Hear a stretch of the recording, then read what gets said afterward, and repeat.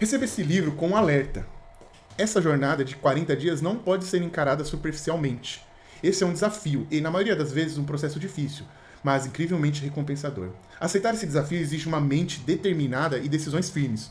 O seu propósito não é de ter experimentado. O seu propósito não é de ser experimentado ou testado por pouco tempo. E aqueles que desistem cedo perderão os maiores benefícios. Se você se comprometer com um dia de cada vez, em um período de 40 dias, os resultados poderão mudar a sua vida e o seu casamento. Considere esse livro um desafio vindo de quem já o aceitou antes de você. Então, considere esse livro, porque eu já aceitei esse desafio. Eu já fiz algumas vezes mas eu não fui até o fim. Dessa vez eu vou. Então vamos lá. As escrituras dizem que Deus projetou e criou o casamento para ser algo bom. É um presente lindo e inestimável. Deus usa o casamento para nos ajudar a acabar com a solidão, multiplicar nossas eficiências, construir família, criar filhos, curtir a vida e nos abençoar com um relacionamento íntimo. Mas além disso, o casamento também nos mostra a necessidade de crescer e lidar com nossas próprias dificuldades e com o egocentrismo. Através da ajuda de um companheiro para toda a vida, se somos ensináveis, entre aspas, iremos aprender a fazer aquilo que é mais importante no casamento, que é amar. Essa poderosa união lhe mostra o caminho para amar incondicionalmente outra pessoa imperfeita. Isso é maravilhoso, é difícil, é uma mudança de vida. Esse livro é sobre amor, sobre a aprendizagem e sobre o desafio de viver um relacionamento amoroso. E essa jornada se inicia com a pessoa que está mais próxima de você, seu cônjuge. Que Deus lhe abençoe nessa aventura. Mas esteja certo de uma coisa, você precisará de coragem. Ao aceitar esse desafio, você precisará ter a consistência de que ao invés de seguir o seu coração, terá que governá-lo. Ó, que legal. Não pode seguir o coração e governá-lo. Vai falar mais pra frente. O mundo diz para seguir o coração, mas se você não estiver governando o seu, então alguém ou alguma coisa estará. A Bíblia diz que enganoso é o coração mais do que todas as coisas. Em Jeremias 17:9. E ele sempre perseguirá aquilo que parece certo no momento. Nós desafiamos você a pensar de maneira diferente, escolher direcionar o seu coração para aquilo que será melhor ao longo do caminho. Esta é a chave para relacionamentos permanentes e recompensadores. A jornada do livro do Desafio de Amar não é um processo para tentar fazer do seu cônjuge a pessoa que você quer que ela seja. Com certeza você já descobriu que o esforço em tentar mudar o seu marido ou sua esposa acabou em fracasso e frustração. Pelo contrário, essa é uma jornada de exploração e demonstração genuína de amor, mesmo quando o seu desejo acaba e quando sua motivação estão enfraquecidas. A verdade é que o amor é uma decisão e não apenas um sentimento. Vou ler novamente essa frase. A verdade é que o amor é uma decisão e não apenas um sentimento. Ele não busca os seus próprios interesses, é sofredor, é transformador. E quando o amor é demonstrado verdadeiramente, como foi planejado para ser, o seu relacionamento tem grandes chances de mudar para melhor. Em cada dia dessa jornada estão incluídos 3 elementos muito importantes. Então vamos ao primeiro. Um aspecto único do amor será discutido. Leia cada um desses aspectos cuidadosamente e esteja aberto a um novo entendimento do significado amar alguém verdadeiramente. Segundo, você terá um desafio específico para fazer com o seu cônjuge. Alguns serão fáceis e outros bem desafiadores, mas leve cada desafio a sério e seja criativo e corajoso o suficiente para realizá-lo. Não desista se situações externas lhe impedirem de completar um desafio específico. Apenas faça-o o mais rápido possível e prossiga na jornada. E por último, você terá um espaço para anotar o que está aprendendo, fazendo e como o seu cônjuge está reagindo. É importante que você aproveite esse espaço para registrar o que está acontecendo com você e seu cônjuge ao longo do caminho. O seu progresso estará registrado nessa anotação que provavelmente se tornará inestimável para você no futuro. Lembre-se, você tem a responsabilidade de proteger e guiar o seu coração. Não desista e não fique desencorajado. Decida dirigi-lo e agir assim até o fim. Aprenda a amar verdadeiramente em uma das coisas mais importantes que você fará. Aprender a amar verdadeiramente é uma das coisas mais importantes que você fará. Agora, pois, permanecem a fé, a esperança e o amor. Esses 3, mas o amor desses é o maior. 1 Coríntios 13:13. Essa é bonita, hein? Ó.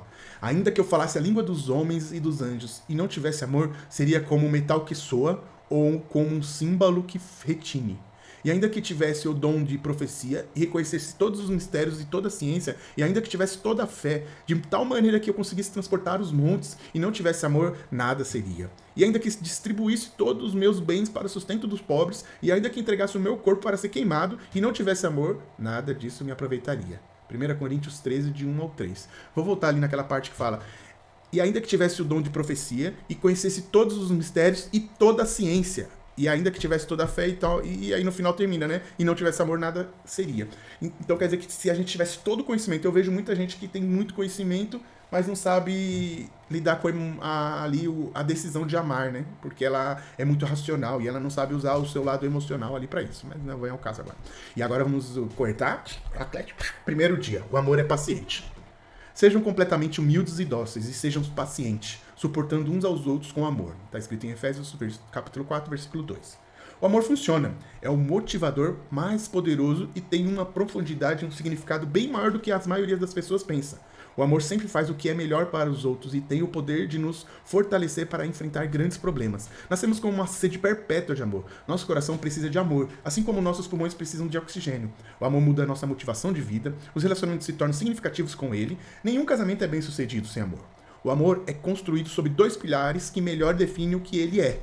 Esses pilares são a paciência e a bondade. Todas as outras características do amor são extensões desses dois atributos. E aqui que começa o nosso desafio, com a paciência.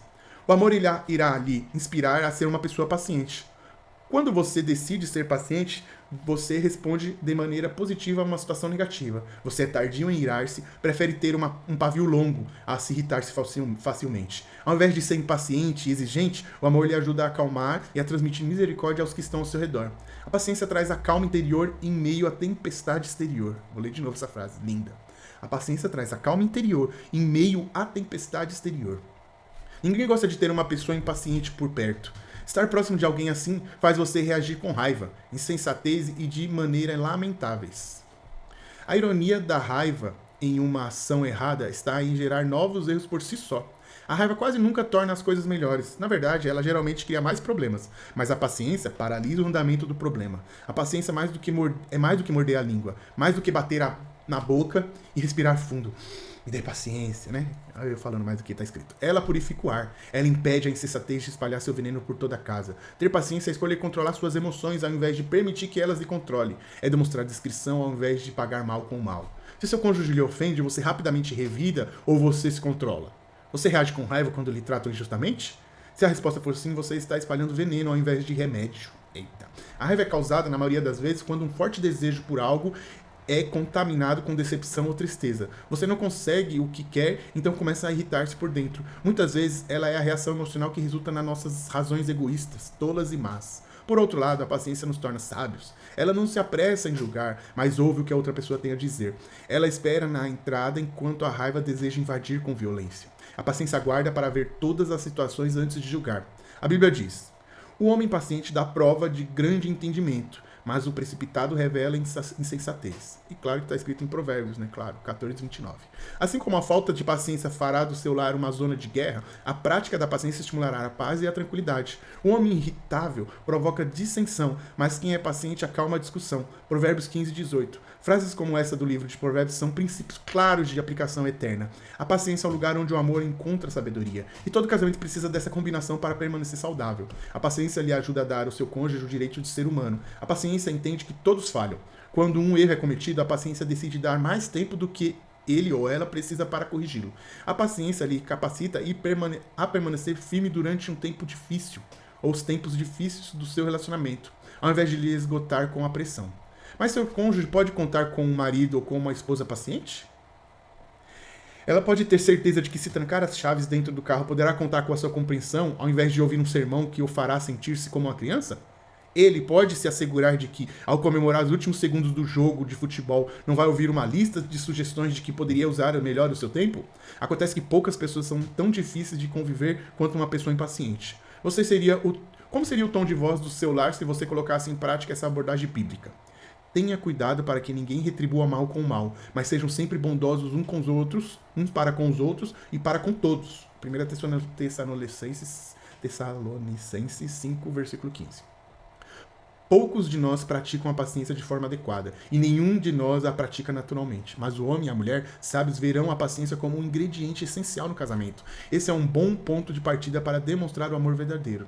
Essa jornada de O Desafio de Amar, é o nome do livro, é um processo, e a primeira atitude que você deve decidir ter e ser é paciente. Pense nisso como uma maratona, não como uma corrida de 100 metros rasos. Uma maratona que vale a pena correr.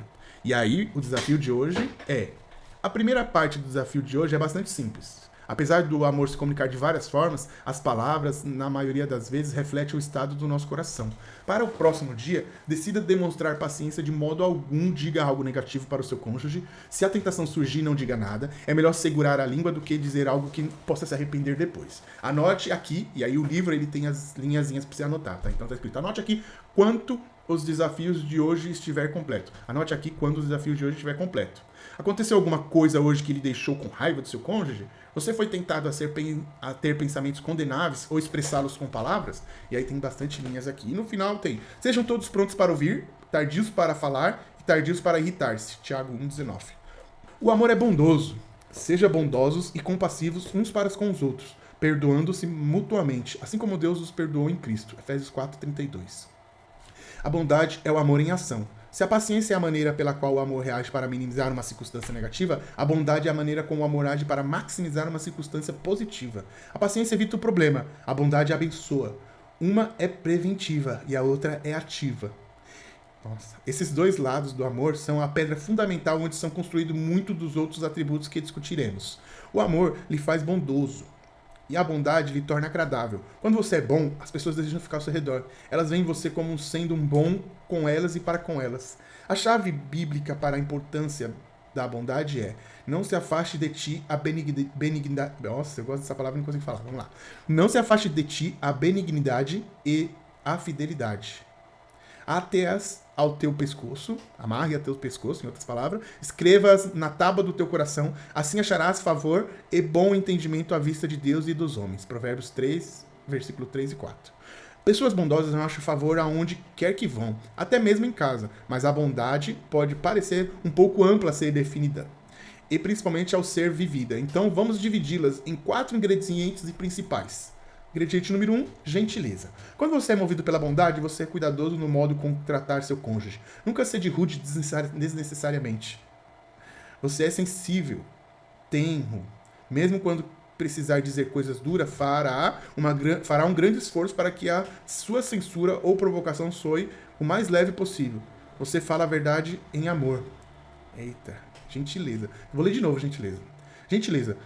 Quando você é movido pela bondade, você é cuidadoso no modo como trata seu cônjuge, nunca sendo rude desnecessariamente. Você é sensível, tenro, depois eu vou ver o que é tenro, eu não sei o que é tenro. Mesmo quando precisar dizer coisas duras, fará um grande esforço para que a sua censura ou provocação soe o mais leve possível. Você fala a verdade em amor. Segundo que a gente estava falando, ingredientes, né? O primeiro é gentileza, o segundo é prestabilidade. Ser bom significa que você supre as necessidades do momento. Se forem aos afazeres domésticos, você se ocupa com eles. Um ouvido, você dá o seu. Nossa, eu não entendi. Vou ler de novo e cortar essa parte aqui. Prestabilidade. Ser bom significa que você supre as necessidades do momento. Se forem aos afazeres domésticos, você se ocupa com eles. Um ouvido, você dá o seu? A bondade agracia a esposa com a habilidade de servir o marido sem se preocupar com seus próprios direitos. A bondade torna o marido curioso para saber as necessidades da esposa e depois o motiva para ser aquele que fará de tudo para suprir essas necessidades, mesmo que as dele sejam postas em segundo plano.